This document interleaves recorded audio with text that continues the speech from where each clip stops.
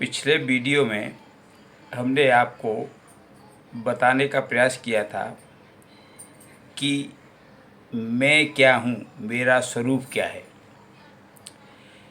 उसको थोड़ा सा पुनः समझाते हुए बताता हूँ। मैं न तो शरीर हूँ, न मन हूँ, न बुद्धि हूँ, यानी कुछ भी नहीं हूँ। न तो मन हूँ न शरीर हूँ, अर्थात मैं इन दोनों से अलग हूँ। ये मैंने बताने का प्रयास किया था पिछले वीडियो में। अब मैं आपको इस वीडियो में बताने का प्रयास करूँगा कि भगवान क्या है और भगवान का स्वरूप क्या है। क्या भगवान साकार है या निराकार है? ये बिंदु है। कई चर्चा करते हैं कि साहब भगवान के मैंने दर्शन किए, और सत्यवादी सत्य है वो कहते हैं कि हमने दर्शन किए। इसका मतलब उन्होंने दर्शन किए हैं, तो इससे सिद्ध होता है कि भगवान साकार है, यानी उनका रूप है। और कुछ लोग कहते हैं कि हमने बहुत प्रयास किया लेकिन भगवान के दर्शन नहीं हुए, और वो ये मानते हैं कि भगवान एक शक्ति है, निराकार हैं, उनके दर्शन नहीं होते हैं बल्कि उनकी शक्ति का आभास होता है। इस तरह की हमारी विचारधाराएं चलती रहती हैं, और कई बार जो इस ज्ञान को जानते नहीं हैं वो बड़े कन्फ्यूज हो जाते हैं। या तो उनको झूठा मानते हैं जिन्होंने दर्शन किए हैं ऐसा बताते हैं, या उनको झूठा मानते हैं जिन्होंने खूब प्रयास किया दर्शन नहीं हुए। दोनों को में से एक को तो झूठा होगा ही होगा, लेकिन सत्य बात यह है कि वो दोनों ही सच्चे हैं। मैं अभी कुछ ही साल पहले एक खोज हुई है फिजिक्स में, जिसको कहते हैं ऑब्जर्वेशन इफेक्ट।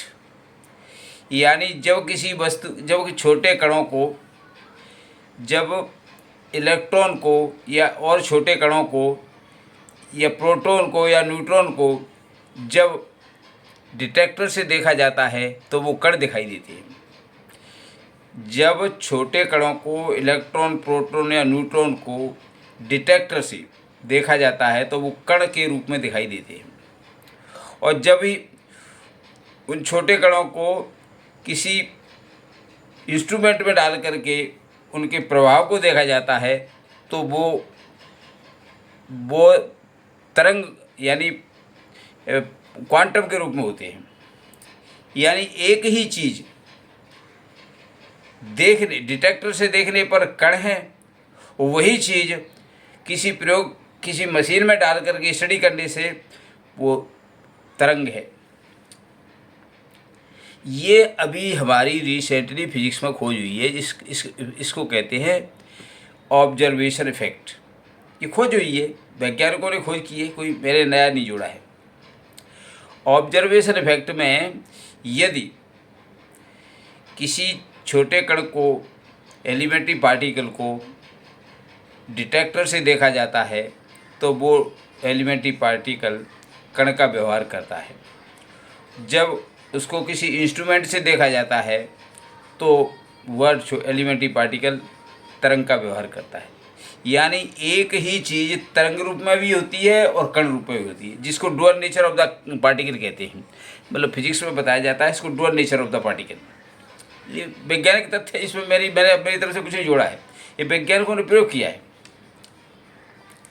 इसका मतलब है कि देखने वाला अगर अपनी दृष्टि को इतनी स्ट्रॉन्ग कर ले कि वो एलिमेंट्री पार्टिकल को देखे तो वो एलिमेंट्री पार्टिकल उसको कण के रूप में दिखाई देगा।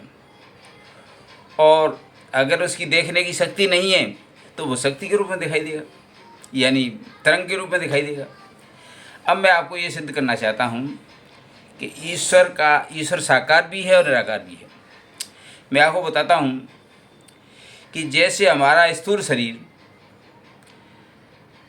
स्थूल चीज़ों से बना हुआ है, 5 तत्व से, क्षिति, जल, पावक, गगन, समीरा, ये 5 तत्व मेरा शरीर ये है। आपको सबको पता है हमारा शरीर भौतिक चीज़ों से बना हुआ है। इसको कहते हैं भौतिक शरीर। लेकिन जो शरीर यहाँ से निकल के जाता है, जो आत्मा, जिसको आत्मा कह रहे हैं बोलचाल की भाषा में कि आत्मा निकल गई, लेकिन जो शरीर निकल के जाता है उसको कहते हैं सूक्ष्म शरीर। सूक्ष्म शरीर छोटे कणों का मिलकर बनता है। सूक्ष्म शरीर छोटे कणों से मिलके बनता है। यानी ये बॉडी तो हमारी एटम मॉलिक्यूल से मिलके बनी है, और जो सूक्ष्म शरीर है वो एटम मॉलिक्यूल से नहीं बनी है, बल्कि इलेक्ट्रॉन, प्रोटॉन, न्यूट्रॉन यानी छोटे पार्टिकलों से मिलकर बना हुआ वो शरीर है। इसका मतलब ये है कि जो हमारे शरीर से निकल कर के आत्मा जाती है, या जो हमारे शरीर से जीव जाता है, वो उसका शरीर होता है, परंतु उसके जो बनावट है उसमें मॉलिक्यूल और एटम न होकर के क्या होते हैं, एलिमेंट्री पार्टिकल होते हैं। एलिमेंट्री पार्टिकल को या मॉलिक्यूल एटमों को अलग अलग से देखा जाए तो नंगी आँख से देख नहीं सकते हैं। इसीलिए वो जाने वाली चीज़ हमारे जो शरीर से निकल के जा रही है वो हमें दिखाई नहीं देती। अब प्रश्न ये उठता है कि जो हमारे शरीर से निकल के गई है आत्मा, वो उसका शरीर है, परंतु वो एलिमेंट्री पार्टिकल से बना हुआ है जिसको हमारी आंखें देख नहीं सकती। शरीर है उसके अंदर, जैसा हमारा है वैसा ही वो शरीर है। उसमें सब कुछ, सब इंद्रियां हैं। जैसे हमारे अंदर इंद्रियां वैसे उसके शरीर के अंदर इंद्रियां, वैसे उसके अंदर इंद्रियां हैं, परंतु वो बना किसका है, एलिमेंट्री पार्टिकल्स का, इसलिए वो हमें दिखाई नहीं देता है।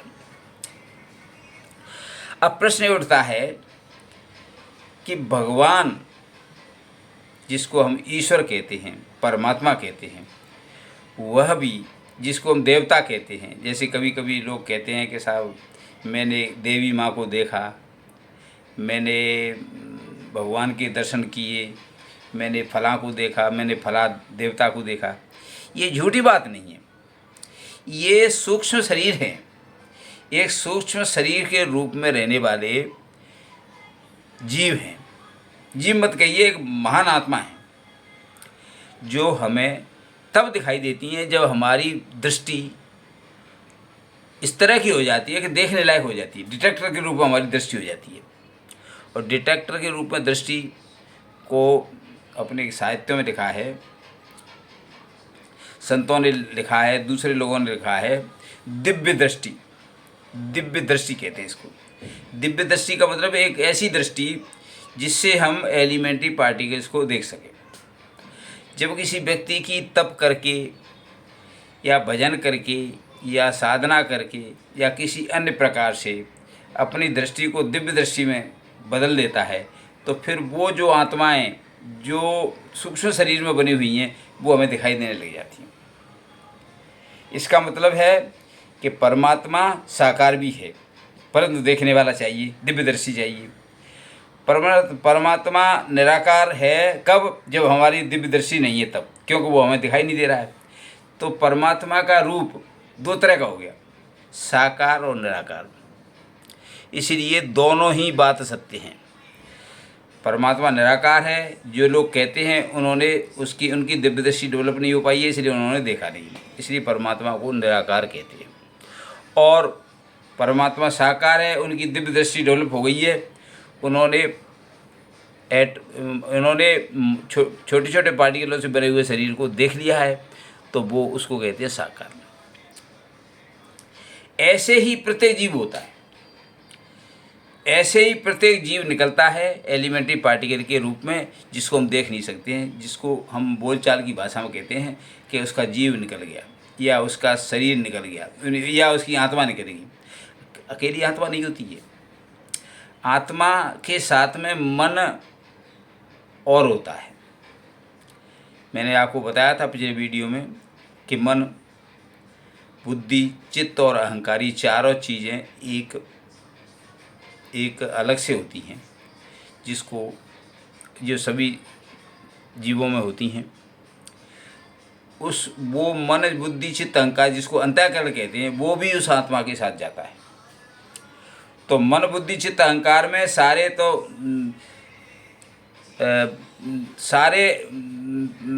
गुण होते हैं। मन, बुद्धि, चित्त, अहंकार के जो अपना जो अंतःकरण है, उसमें सारी कर्मेंद्रियाँ, पांचों ज्ञानेंद्रियाँ और सब कुछ होता है। और वो उस शरीर के साथ में, सूक्ष्म शरीर के साथ में निकल के चला जाता है, और ये स्थूल शरीर पड़ा रह जाता है।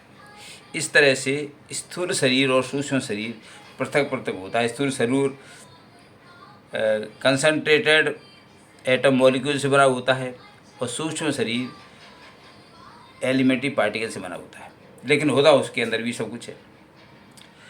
इसीलिए कई लोग अपनी दिव्य दृष्टि डेवलप करके, चूँकि ऑब्जर्वेशन इफेक्ट जो फिजिक्स का है, अभी अभी रिसेंटली खोज हुई है इसकी, उससे सिद्ध होता है कि यदि एलिमेंट्री पार्टिकल को डिटेक्टर से देखा जाए तो वो कण के रूप में दिखाई देता है, और एलिमेंट्री पार्टिकल को किसी इंस्ट्रूमेंट में प्रायोगिक रूप से देखा जाए तो वेव का व्यवहार करता है। इसका मतलब एलिमेंट्री पार्टिकल वेव रूप में भी होता है और कण रूप में भी होता है, और कण रूप में होने के लिए डिटेक्टर चाहिए।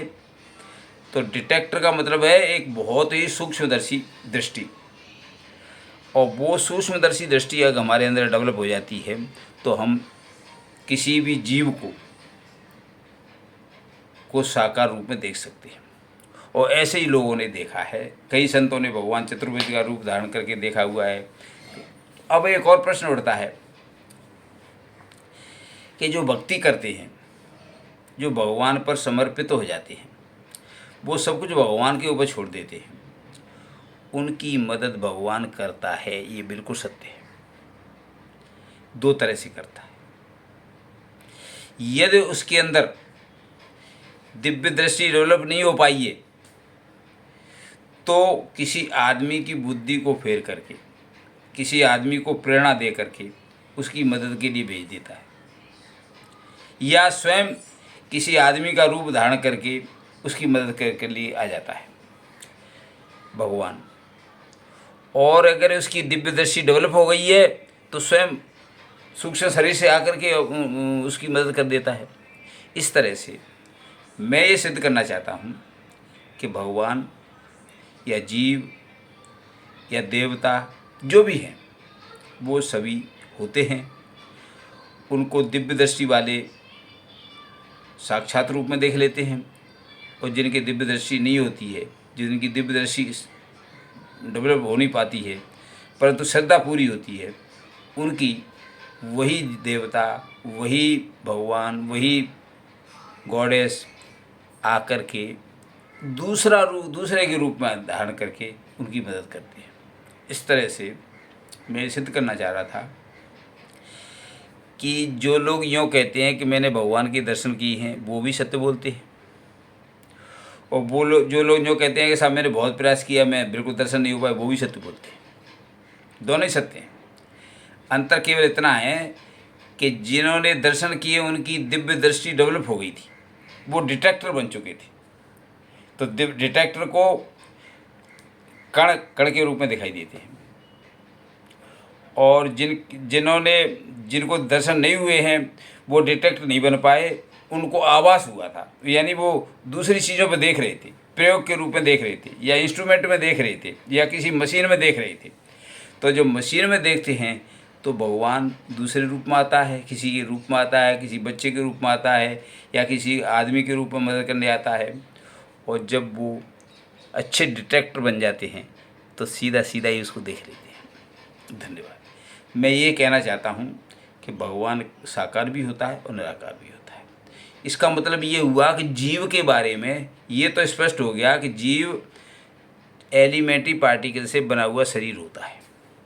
अब प्रश्न ये उठता है, आपने कई बार सुना होगा और सत्य भी है, कि कई लोगों को, जैसे कई लोग कहते हैं साहब मुझे प्रेत मिला था, मैंने प्रेत देखा था, मैंने प्रेत के दर्शन किए थे, प्रेत ने मुझे डराया था, ऐसी बातें करते हैं। वो झूठ नहीं बोलते हैं। एक्चुअली भय के कारण भी दिव्य दृष्टि पैदा हो जाती है। एक्सट्रीम भय होता है तब भी दिव्य दृष्टि डेवलप हो जाती है। और जब भय होता है, दिव्य दृष्टि डेवलप हो जाती है, तो वो जो सूक्ष्म कणों से बना हुआ शरीर है वो दिखाई देने लग जाता है। और जब दिव्य दृष्टि डेवलप नहीं होती है तो वो दिखाई नहीं देता है। तो कई लोग कहते हैं कि मैं तो निकल के आया था, मुझे तो कोई भूत मिला ही नहीं, मुझे तो कोई प्रेत मिला ही नहीं। आपको कैसे मिल गया? जिसको नहीं मिला उसकी दिव्य दृष्टि डेवलप नहीं हो पाई थी, और जिसको मिल गया उसकी दिव्य दृष्टि डेवलप हो गई। अब प्रश्न ये उठता है कि दिव्य दृष्टि डेवलप कैसे होती है।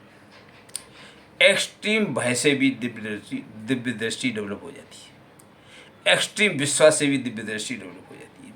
यानी दिव्य दृष्टि का डेवलपमेंट होता है, दिव्य दृष्टि तब बनती है जब एक्सट्रीम भयभीत हो आदमी, या एक्सट्रीम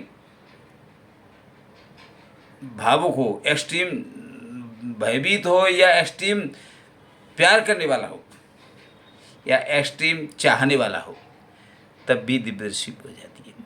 तो जब भय का या चाहत का एक्सट्रीम स्टेज होती है, तब मनुष्य के अंदर दिव्य दृष्टि डेवलप हो जाती है। भय से जो दिव्य दृष्टि डेवलप होती है, उससे भूत प्रेत वगैरह दिख जाते हैं, और एक्सट्रीम प्यार से दिव्य दृष्टि डेवलप होती है, उससे देवता वगैरह की दिख जाती है। प्रश्न ये उठता है कि देवता दिख गए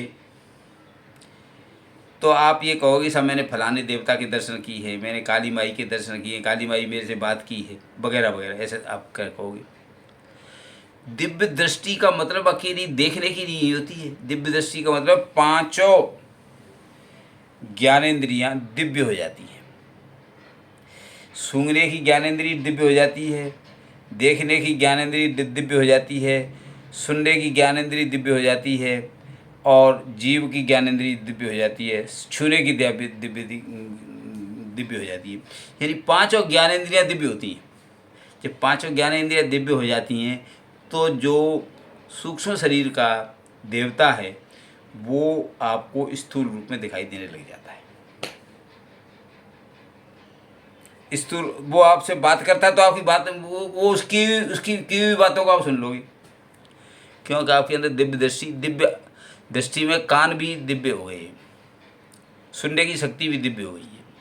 दिव्य दृष्टि का मतलब केवल आँख ही का नहीं होता है, पांचों ज्ञानेंद्रियां दिव्य हो जाती हैं।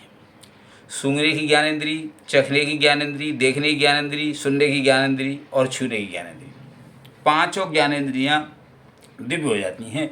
तो पांचों जगह आपने देखा होगा, कई संतों के बारे में आपने पढ़ा होगा पुस्तकों में या कई सत्संग में सुना होगा कि भगवान से एक महिला बात कर रही है,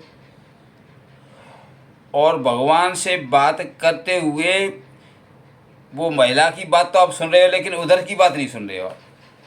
ऐसा कई बार ऐसा प्रयोग हुआ है, कई लोगों ने ऐसा किया है, और ऐसा पुस्तकों में भी लिखा है, और ऐसा लोगों का अनुभव भी है।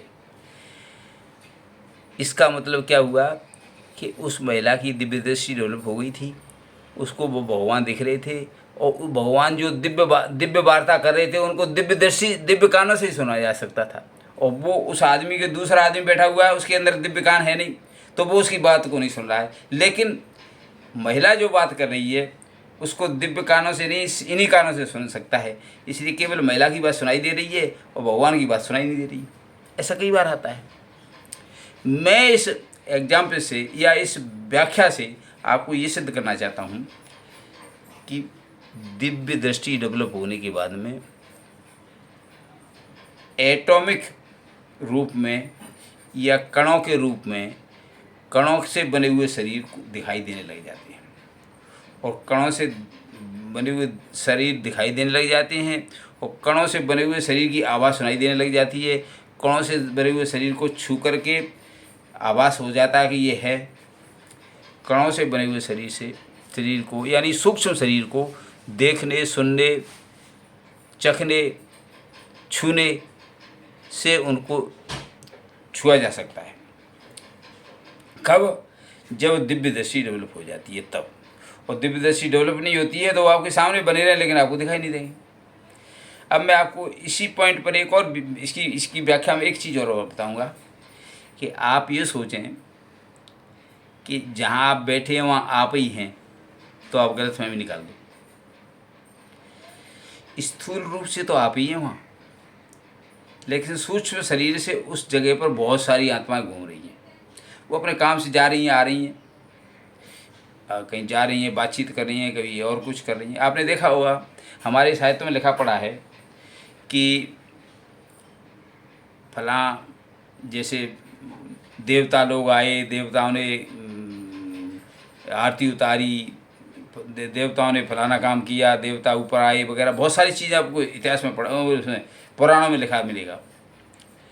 इसका मतलब क्या हुआ, वो सूक्ष्म शरीर से आती हैं और सूक्ष्म शरीर से सब चीज़ उनकी सूक्ष्म है, और वो केवल उनको दिखाई देते हैं जिनमें दिव्य दृष्टि डेवलप हो जाती है। आप देखिए, मैं आपको एग्जाम्पल बताता हूँ।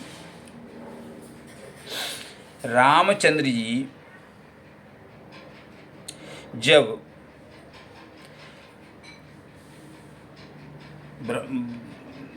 वनवास में थे तो उनके समय वो जब उनके ऋषि के आश्रम में पहुँचे तो ऋषि के दरवाजे पर ही पहुँचे थे, तब तक उस ऋषि से मिलने के लिए इंद्र आ गया था, और इंद्र ने अपना रथ खड़ा करके और उन ऋषि से मिलने गया था और उनसे कहा था कि आप पधारिए स्वर्गलोक में हमारे साथ।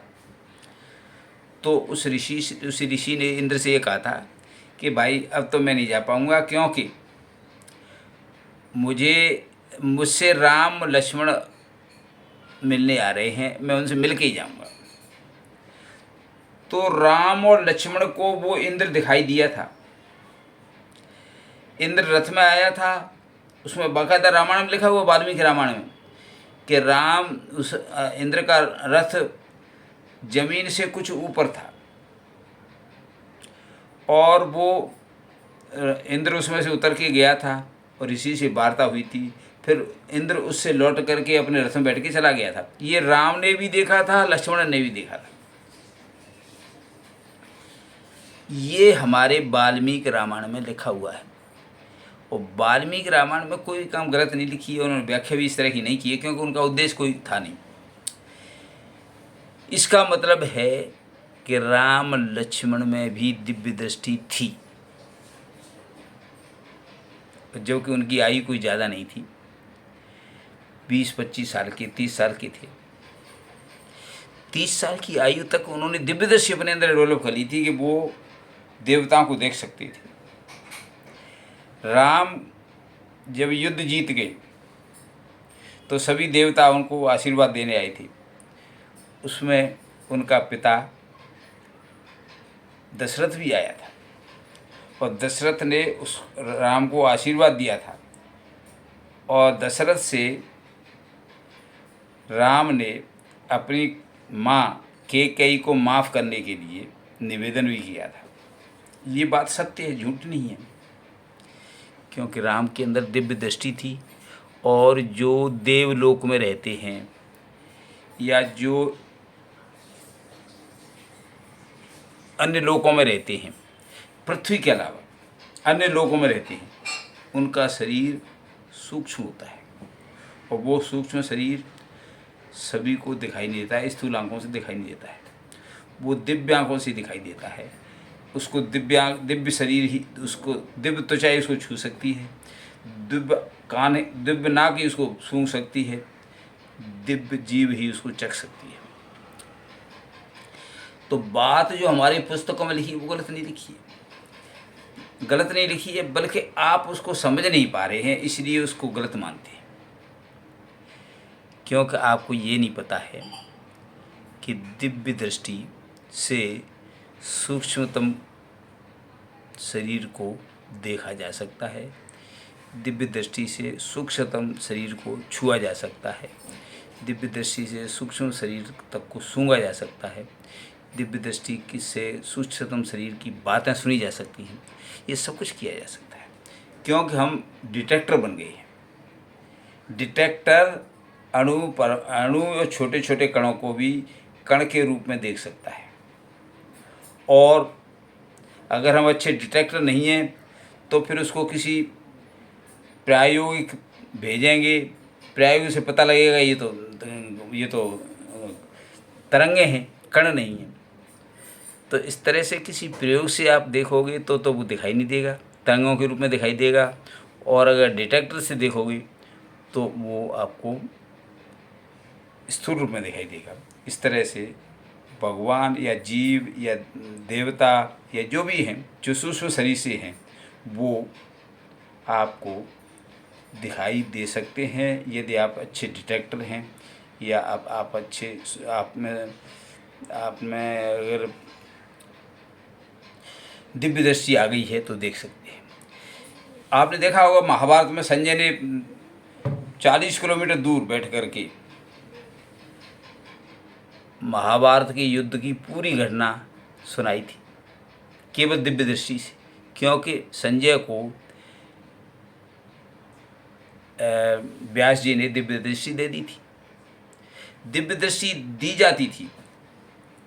कई बार क्या है कि दिव्य दृष्टि जिनके पास है वो दे देते हैं, कई बार अपनी परिश्रम से, अपनी एकाग्रता से, अपने समर्पण से, अपने भक्ति से दिव्य दृष्टि पैदा भी कर लेते हैं। तो जो पैदा कर लेते हैं वो सिद्ध संत हो जाते हैं, उनको सारे देवता दिखाई देते हैं। और जो पैदा नहीं कर पाते हैं वो उनको देख नहीं पाते। इसलिए हर सूक्ष्म शरीर, हर भगवान सूक्ष्म शरीर में होता है और दूसरे जीव भी सूक्ष्म शरीर में होते हैं, पर उनको देख नहीं पाते। धन्यवाद। इस तरह से सूक्ष्म शरीर के रूप में ईश्वर की अस्तित्व के बारे में मैंने आपको समझाया है। अगले एपिसोड में मैं आपको ये बताने का प्रयास करूँगा कि ये सूक्ष्म शरीर किस किस स्तर के होते हैं, कहाँ कहाँ सूक्ष्म शरीर, कौन सा सूक्ष्म शरीर कहाँ होता है, कौन सा सूक्ष्म शरीर कहाँ होता है, कौन सा सूक्ष्म शरीर कहाँ होता है, और ये इस दुनिया में कैसे होते हैं, इसको बताने का प्रयास करूँगा। धन्यवाद।